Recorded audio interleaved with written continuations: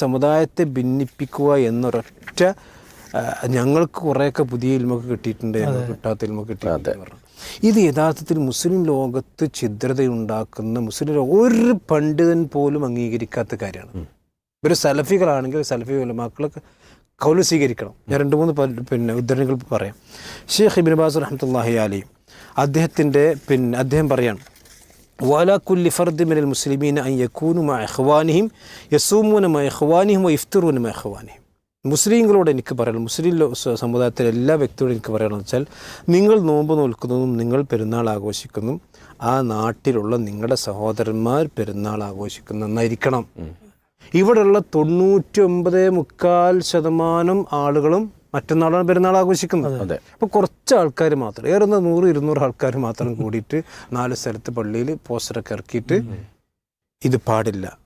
വലാ യൻഖസിമൂന വലാ യതഫറഖൂൻ, നിങ്ങൾ ഒരിക്കലും ഭിന്നിച്ച് നിൽക്കാൻ പാടില്ല. ഇത് സലഫി ഉലമാക്കൽപ്പെട്ട അഗ്രേസർ ഇബ്നു ബാസ് പറഞ്ഞത്.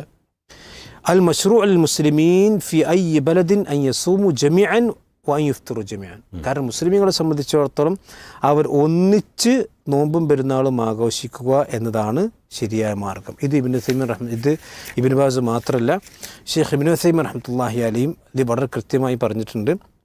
അദ്ദേഹത്തോട് ചോദ്യം എന്താ വെച്ചാൽ, എന്താ റുയത്തി ഹിലാൽ റമദാൻ ഫി മുഅല്ലം ബിലാദി അഫ്രിക്ക എന്ന് പറഞ്ഞാൽ അഫ്രിക്ക എന്നുള്ള ചോദ്യമാണ്. അപ്പം ഞങ്ങളുടെ നാട്ടിൽ സൗദീനെ നോക്കുന്ന ആൾക്കാരുണ്ട്, ഞങ്ങളുടെ നാട്ടിൽ നോക്കുന്ന ആൾക്കാരുണ്ട്. അപ്പം ഞങ്ങൾ എന്താ ചെയ്യേണ്ടത്? എൻ്റെ അഭിപ്രായം വ്യത്യാസമായി. അപ്പം അദ്ദേഹം പറയാണ്, റഅയുൽ അസ്സഹീ അയൻദുറു ഇലാ മാ യുഖരിറുഹു ഉലമാഹും വഖുല്ലാത്തുഹും ഹുനാക. നിങ്ങളുടെ നാട്ടിലുള്ള ഉലമാക്കൾ എന്താണ് പറയുക അത് നോക്കണം. ലഅന്ന സൗമ യൗമ യസൂമുൻ നാസ് വൽ ഫിത്റു യൗമ യഫ്തിറുൻ നാസ്. ഇത് വളരെ കൃത്യമാണ്.